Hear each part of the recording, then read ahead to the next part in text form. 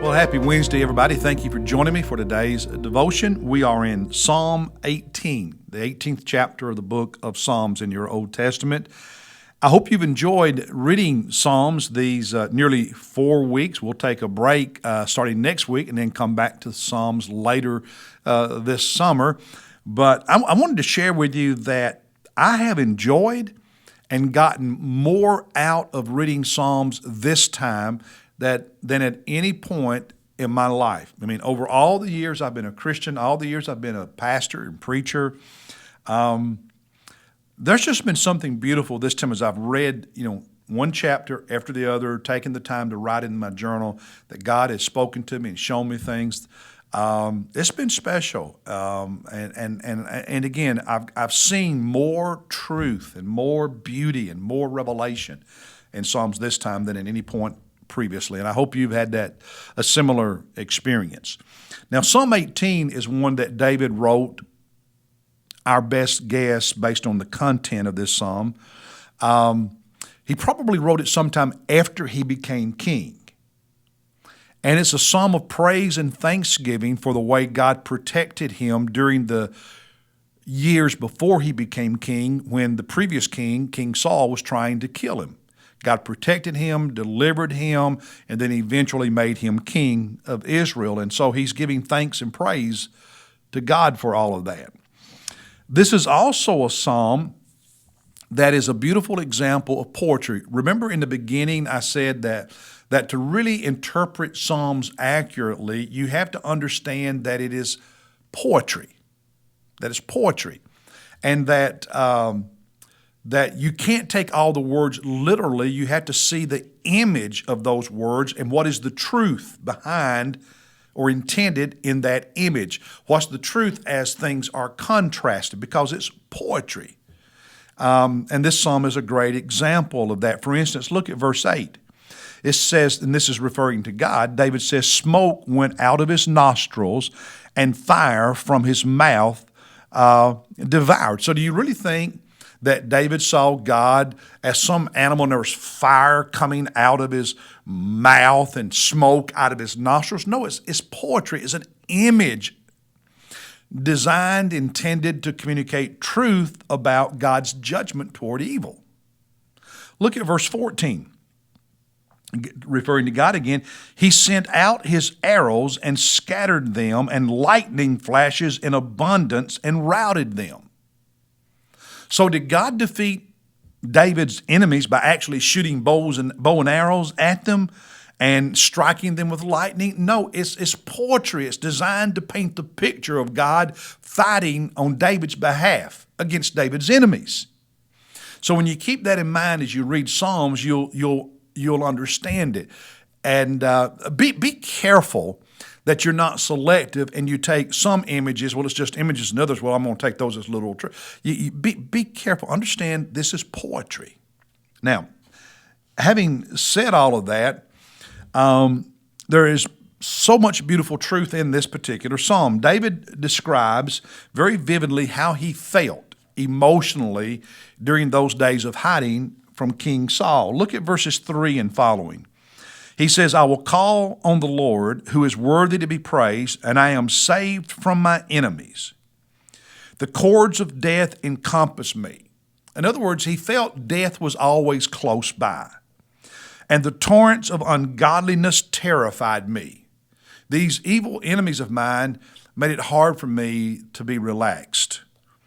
Verse 5, "The cords of Sheol, the realm of the dead, surrounded me, and the snares of death confronted me."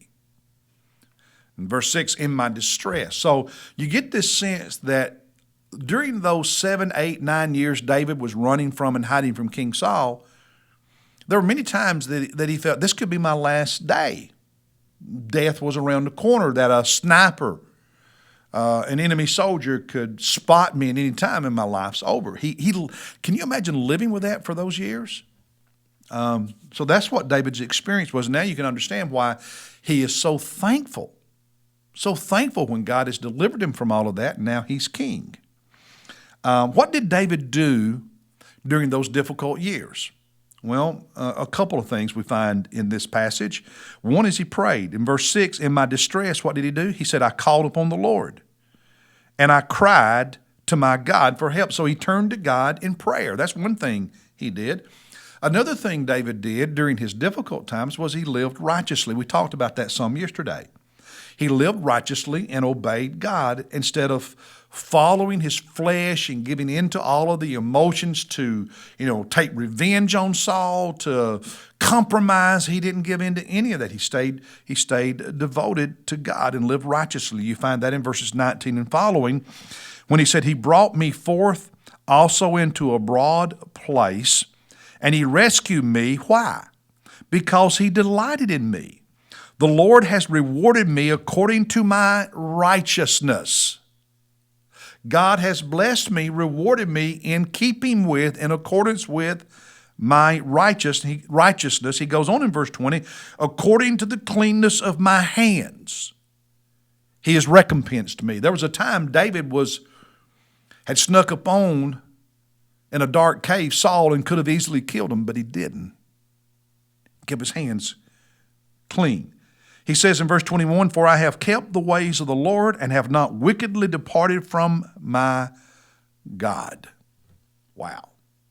So what do you and I do when we're going through challenging times? Times that, we're emotional, we're frustrated, we're bitter, we're afraid.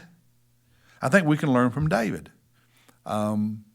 Pray, go to God, don't run from God, and continue living righteously, doing the right thing no matter what. Now, in closing, my favorite verse in Psalm 18 is verse 28. There's a phrase here that I love. He says, for you light my lamp. And then here's the part that I love. He said, the Lord my God illumines my darkness. The Lord my God illumines my darkness. When I read that, I underlined it and I highlighted it in yellow as well because that verse just spoke to me. You see, hard times can make life seem dark, cause us to feel like we're stumbling around in the darkness like a blind man, difficult to get through. But God can give us light to see a path forward. Now, it takes more than just trusting God to see that path forward. David did that. It takes more than just praying to see that light, that path forward. David did that. It takes us, in addition to trusting God and praying to God, it takes us obeying God, choosing to live righteously in the midst of it, to live in keeping with His Word and His truth rather than following our emotions and fleshly impulses. And in the hard times, David also did that. See, when you're going through hard times, you can pray and say, well, I trust God. But if you don't choose to obey God in the midst of it and do what is right according to Scripture, you're not going to find God's way forward. You're just going to chart your own path. It's more than trusting God, and it's more than praying to God. Both of those are important. But without choosing to obey what God has already revealed in His Word about right and wrong and character and how to live even during the hard times, you're not going to find God's way forward. You're going to create your own. God lights our path when we obey Him. That's the word for today. I look forward to seeing you tomorrow.